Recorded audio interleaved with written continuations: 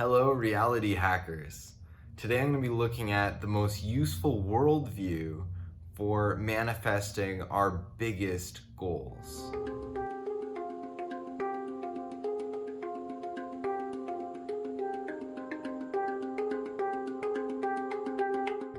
Now, my entire channel is dedicated to the principle I'm going to be talking about in this video, and I'm so excited to share it with you because it's been the source of some of the biggest breakthroughs and manifestation accomplishments in my life. So the worldview that I want to talk about today isn't so much a worldview as a meta-worldview. And what I mean by that is that it's not so much one worldview as much as a way to dance between different worldviews. And you'll see why that's important in a second. So the worldview or meta-worldview is this. All worldviews are psychic technologies. The word psychic here means of the mind. So they're technologies of the mind. And as such, none of these worldviews are true or false. But that doesn't mean that they're all equally useful. The objective is to find the worldview that lines up with what you want to manifest. So there's a lot of power here, there's a lot of potential here, and I want to unpack that. So by finding out what the worldview is that brings us closest to our manifestation objective, that will help us manifest our objective fastest. So for example, if I wanted to manifest, let's say, remote viewing, the ability to view remotely. I don't currently have that ability. But if I were to come at it from the perspective of a standard materialism view, then it would be impossible to do. So that worldview would block me from achieving my desired result of being able to do remote viewing. If I had another worldview, let's say a Christian worldview, and I wanted to do remote viewing with a Christian worldview, a standard Christian worldview, generally that would be considered something evil or wrong, or a cult is the way that they describe it. Now, if I were to try to manifest remote viewing with, in the back of my mind, this knowledge that, oh, what I'm doing is wrong, that's going to be hindering me from reaching that objective. So those two would not be useful worldviews for reaching that objective. But I could find a different worldview. Maybe I could look at a yogic worldview or a Taoist Qigong worldview. Both of those worldviews contain the possibility for that experience, for that ability to manifest. So in this way, I'm no longer looking at, hey, what worldview is true or false. Now I've shifted my thinking. I've come to see worldviews as tools. What worldview is useful for my objective? Now, I don't want to make it seem like I am putting down materialism or Christianity and raising up Taoism and Hindu yogic beliefs. That's not the case at all. I'm just saying it for this specific example. If we had another example, perhaps I wanted to sedate myself. Maybe I've gone way too deep into a mental spiral, and I've just lost touch with reality, you could say. Then materialism is really useful for that. Materialism is really useful for just sedating and relaxing the mind and just saying, no, all that's real is these things that I can touch, these things that I can feel and sense. This is it. Thoughts don't matter. Thoughts can't hurt you. There's no invisible entities that are messing with me. None of that crap just what I'm experiencing right now. You can even use Buddhism for that too. So you can see how different worldviews will bring you into different places. It's not really useful to look at one as being entirely right or wrong. So there's some questions there. Obviously, if you are always flipping between different worldviews, how are you going to get anywhere specific? Well, that's a great point, because if I'm always changing my worldview constantly and I'm not sticking to any one of them, I'm going to be dancing all over the place. I'm not going to end up going anywhere meaningful or significant across time. So then I need to think about what is a long-term goal that I want to manifest, what is a really big, significant goal for me, and which worldview will help me reach that goal. And a good way to tell this, a good way to see if this is possible is two ways. One, see if somebody else has already reached that goal and what is their worldview. See a few different people and see if there's a commonality between their worldviews. Maybe they all believe in sort of a subtle body, or maybe they all believe in some sort of economic principle or a law of like sowing and reaping or something. You would want to find what the commonalities are across everybody who believes, who has reached that objective that you wanted to get to. And you want to adapt, you want to make sure your worldview has that. You want to adapt that into what you believe. And in that way, you'll most likely be successful.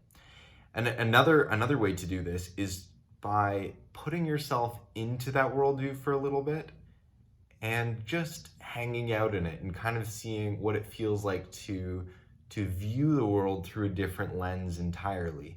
And then once you've sat in that worldview a bit and you've looked around and you've looked at yourself the way that you would in that new worldview, and you've looked at the future and some of these other big concepts, the universe, God, truth, what have you, through the lens of this worldview, whatever it is, the one you're thinking of adopting is, then you can kind of project yourself. Imagine if I was in this worldview for years to come.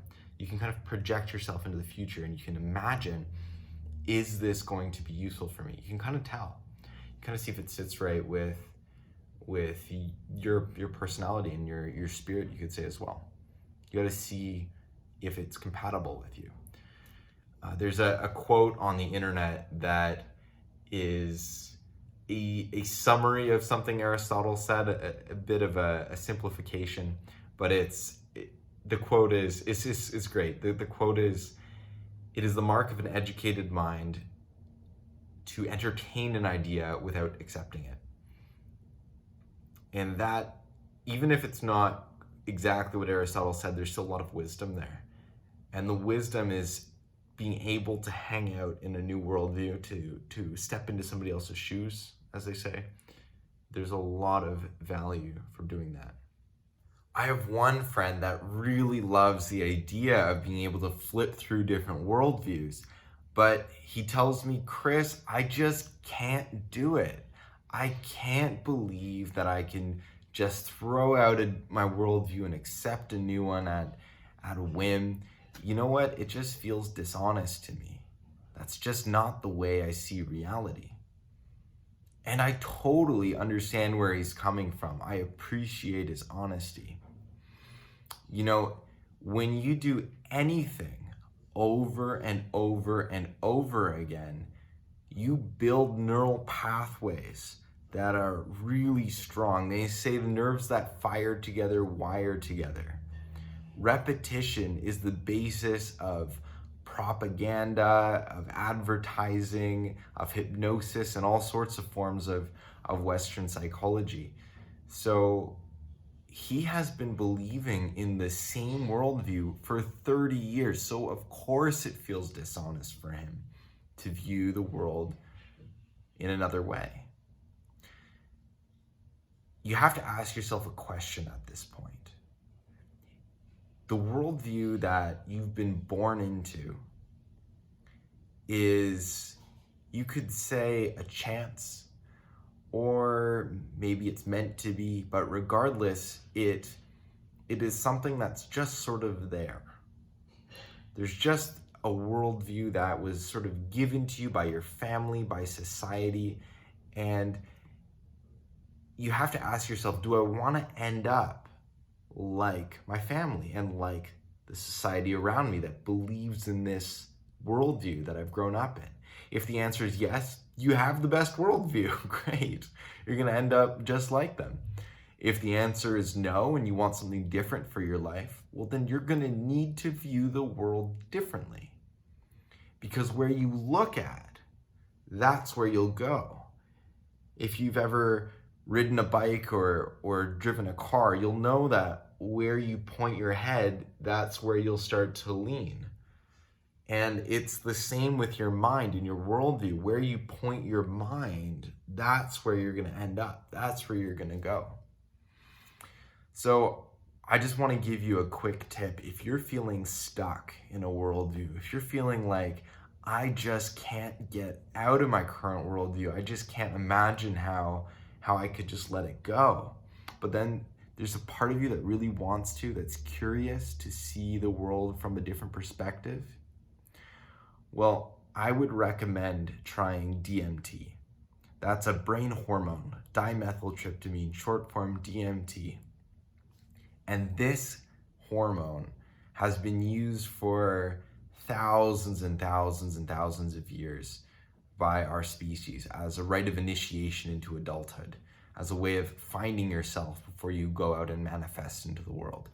And all of the studies and the research on this substance, on this brain hormone, which is naturally produced in our pineal glands, all of the studies show that when you take it, it increases your openness by 1 standard deviation. So what that means is you'll be more open after taking it. And it's pretty, like, it's proven that that's the case. So I would certainly recommend taking it. If you want to find out more, I would recommend reading the work of Dr. Rick Strassman. He's written a book called DMT, The Spirit Molecule. It's an excellent book.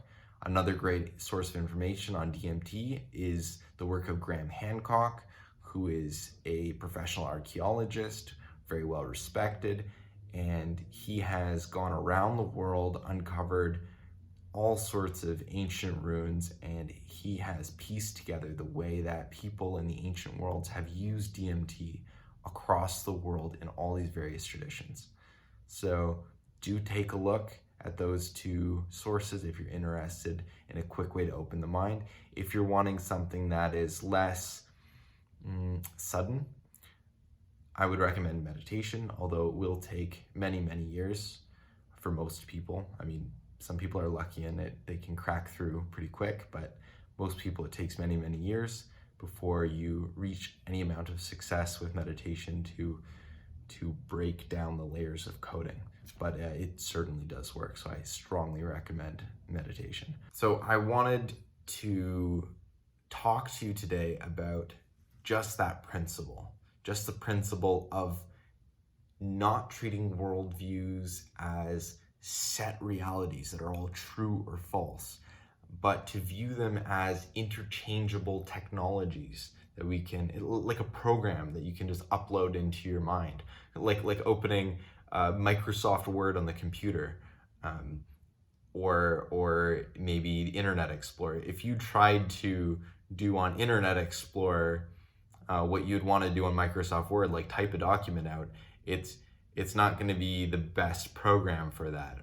You know, like you can kind of do it, but it's not going to be the best one for it. So you want to find the right program for the task at hand. Does that make sense? So the reason why I'm dedicating my entire channel to this principle is because it is so important that as a species, we view worldviews through a lens of curiosity and respect, and for seeing what can I use in my life from this worldview? What is it I can take to reach my objectives, if anything, you know? But you want to always be open to just seeing how different people's worldviews are useful for their objectives. And in that way, you won't have to think about them as right or wrong, but just from a pragmatic perspective of, is it useful or not useful? Yeah, so let me know what you think. Let me know if you like this way of viewing the world, if maybe you've done it, if you've tried it. If you have, let me know in the comments. And if you haven't, I would certainly say give it a try. If you want to find out more about how I view different worldviews and how other people view different worldviews, there's two things that you can do. One, you subscribe to my channel. On my channel, I'm going to be talking about different worldviews that I found useful. And I'm also going to be sharing the second thing you can do, which is my podcast, where I interview other people who have phenomenal, interesting worldviews. And we're going to be diving into them, and we're going to be seeing how are these people using worldviews in their life, and how are they experiencing reality differently, and what do they have access to in that worldview that maybe I don't in the ones that I usually use. So definitely follow, definitely subscribe to the channel. I'm so excited to hear what you guys think in the comment section. Much love as you integrate this teaching and you work on viewing worldviews differently, and maybe you already do, and maybe you can teach me something. So share that in the comments below. Thank you so much.